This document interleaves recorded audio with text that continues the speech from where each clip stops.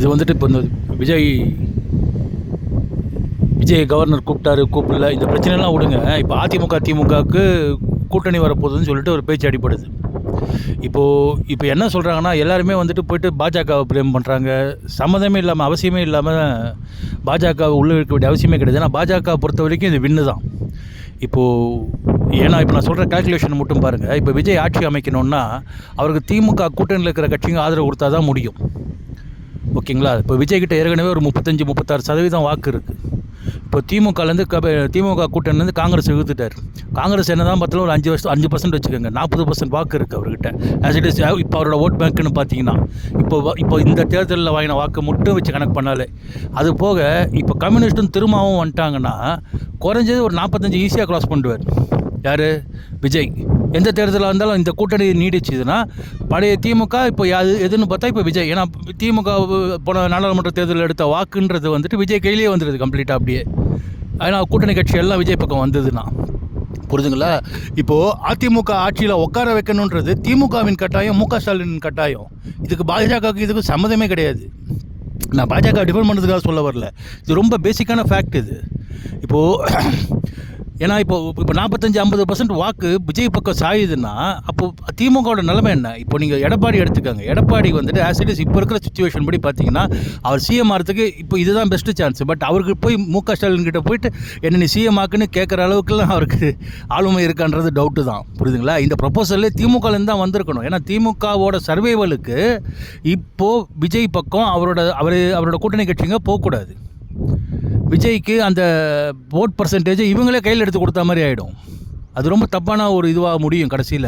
அப்படி என்ன ஆகும்னா இது திமுகவோட முடிவு தொடக்கமாக இருக்கும் இது இந்த எலெக்ஷனை.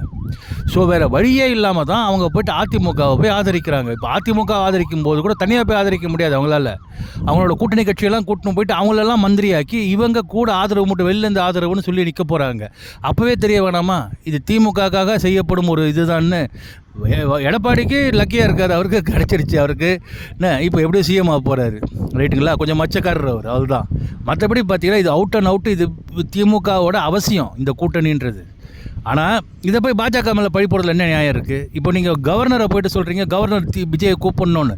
சிங்கிள் லார்ஜஸ்ட் பார்ட்டின்னு சொல்லிட்டு போய்ட்டு கவர்னர் கூப்பிட்டுருக்கலாம். பட் விஜய் போய்ட்டு என்ன ஆட்சி அமைப்பு கூப்பிடணும் போது சிங்கிள் லார்ஜஸ்ட் பார்ட்டியாக போலியே, சிங்கிள் லார்ஜஸ்ட் அலையன்ஸாக போகிறான். அப்படி அலையன்ஸ்னால் இப்போ அலையன்ஸுக்கு மெஜாரிட்டி வேணும். 118 யார்கிட்ட இருக்கோ அவரை கூப்பிட போகிறாரு.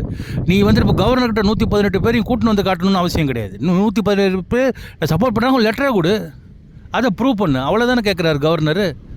ஸோ இதில் அனாவசியமாக இப்போ இங்கே பாஜக எடுத்துட்டிங்கன்னு வச்சுக்கோங்களேன், அவருக்கு ரெண்டுமே லாபம் தான். இப்போ 50% வாக்கு விஜய் பக்கம் சாயுதுனாலும் திமுக அடியுது, பாஜகவுக்கு லாபம். புரியுதுங்களா? இப்போ அதிமுகவோட போயிட்டு திமுக வெளியிலேருந்து ஆதரவு கொடுக்குறதுனாலே விஜயோட இது என்னந்தாலும் கிராஃப் என்னதாலும் ஏறப்போகுது. புரியுதுங்களா? ஆனால் என்ன திமுக கொஞ்ச நாள் தாக்கு பிடிக்கும். அதுக்குள்ளே ஏதாவது என்ன சொல்கிறது ரெமிடி மீஷர்ஸ் எடுத்துகிட்டு கொஞ்சம் ஓரளவுக்கு திருப்பி இழந்த வாக்குகளை கொண்டு வர முடிஞ்சதுன்னா திமுகவுக்கு லாபம். அதுக்கான முயற்சி தான் இது. அண்ட் ரொம்ப முக்கியமாக யோசிச்சு பாருங்கள். இப்போ விஜய் 35% சொல்கிறோமே தவிர அந்த 35% எங்கேருந்து போயிருக்குன்றதை பாருங்கள் நீங்கள். பொதுவாக திமுக எதிர்ப்பு வார்க்கும் திராவிட எதிர்ப்பு வார்க்குன்னு சொல்லிட்டு ஒரு 15% அவர்கிட்ட போயிருக்கா. ரசிகர் கூட்டம்லாம் போயிருக்கு.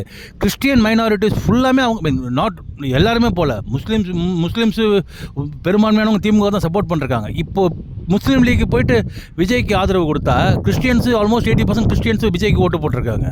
இப்போ முஸ்லீம்ஸும் அதே மாதிரி 80% அந்த பக்கம் போயிட்டாங்க. ஏன்னா காங்கிரஸ் ஏற்கனவே போயிடுச்சு, முஸ்லீம் லீக்கும் போயிடுச்சுன்னா அப்புறம் என்ன இருக்குது திமுகவுக்கு? சிறுபான்மை வாக்கு வங்கின்றது ஒன்றுமே இல்லாமல் போயிடும் திமுகவுக்கு. இப்போ நீங்கள் திமுக எவ்வளோ கொடுமையான ஒரு நிலைமை பாருங்கள். எடப்பாடியை முதல்வராக்க வேண்டியது என்ன சொல்கிறது ஸ்டாலினுக்கு தான் அவசியம். எடப்பாடிக்கு ஒன்றும் ஒரு அவசியமும் கிடையாது. அவர் மட்டும் போயிட்டு அங்கே போய்ட்டு எம்எல்ஏவாக இருந்துட்டு ரிட்டையர் ஆகிட போகிறார், அவள் தான். ஆனால் இப்போ அவர் முதல்ல ஆகணுன்றது திமுகவுக்கு அவசியம், கட்டாயம், காலத்தின் கட்டாயம். இன்னும் கொடுமையான நிலைமை பாருங்கள். ஆனால் இதை பாருங்கள், இதை மூத்த பத்திரிகையாளர்கள்லாம் இன்னும் புழுங்குறானுங்க பாருங்கள். இந்த மணி வந்துட்டு இப்போ தான் ஏதோ ஒரு இன்டர்வியூவில் கேட்டேன், அப்படியே உடம்புலாம் கூசுது, கம்பளி பூச்சி ஊடுறாமாகுது. இன்னும் நீ என்ன மௌனராக ரேவதியா நீ கம்பளி பூசி ஊடுறாமாகுதுன்னு இருக்கு. இது ரொம்ப பேசிக்கான ஃபேக்ட்டுங்க. இதை சொல்கிறதுக்கு தான் ஒரு மூத்த பத்திரிகையாளர் தேவை. ஆனால் இவங்க பாருங்கள், இவங்க சும்மானா போய்ட்டு எமோஷனை கூட்டி விட்டு வியூஸுக்காக என்னென்னோ கண்டதெல்லாம் பேசிட்டுருக்காங்க தவிர இதான ஃபேக்ட்டு, வேறு என்ன இருக்குது ஃபேக்ட்டு?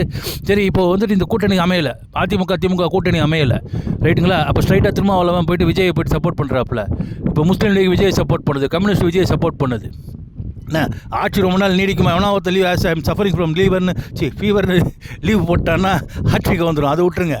ஆனால் திமுகவுக்கு எவ்வளோ பெரிய அடி யோசிச்சு பாருங்க. இப்போ அடுத்த எலெக்ஷனில் இதே கூட்டணி அந்த இப்போ அங்கே போன கூட்டணி இப்போ அடுத்த எலெக்ஷன்லேயும் அங்கே அதே அடுத்த விஜயோடையே இருந்ததுன்னா திமுகவுக்கு என்ன இருக்கும்? 20% வாக்கு கூட தேராது, 22% கூட தேராது. இப்போ திமுகவும் அதிமுகவும் அடுத்த வாட்டி கூட்டணி வச்சாலும் 40 கிட்ட தேருன்னு வச்சுக்கோங்க.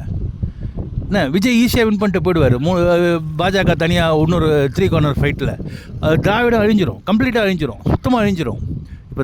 இப்போ இந்த திராவிடம்னு இவங்க சொல்லிட்டு இருக்கிறாங்களே, அதில் கோபாலபுரம் குடும்பம் சர்வேவானோன்னா இந்த எடப்பாடி ஆட்சிக்கு வரணும்.